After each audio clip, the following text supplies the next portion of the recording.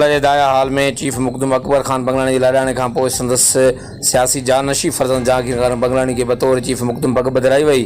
PPMPA सरदार बुलेदी वनान बुलेदी सरदार मीर महबूब Ali Khan Bijrani, PPMA ने मीर शबीर अली खान बिजरानी, मीर ताजमहमद खान बिजरानी, मीर गुलाम Akbar Khan Bijrani लकसाब, Mir Shahzain Khan Bijrani, Mir फतेहमद Khan Bijrani, Mir Gajan Khan Bijrani, PPMPA doctor Sohrab Khan सरकी, सरदार जुल्फकार खान सरकी, गजनफर खान जखरानी, मुकदम हमजा खान नेदवानी, पाड़े जे मुकदम गुलाम रसूल खान वैदानी समेत मुख्तलिफ़ बिरादरिन जे चङनि मुड़सनि बंगलानी बिरादरी ऐं सियासी समाजी मज़हबी अॻवाननि चीफ मुकदम जहांगीर खान बंगलानी जे पग रस्म में वरी तइदाद में शिरकत कई। पग रस्म में शरीक मौजूदीन जहांगीर खान बंगलानी के बंगलानी बिरादरी चीफ मुकदम जी पग बदिराइण ते मुबारकबाद पेश कई।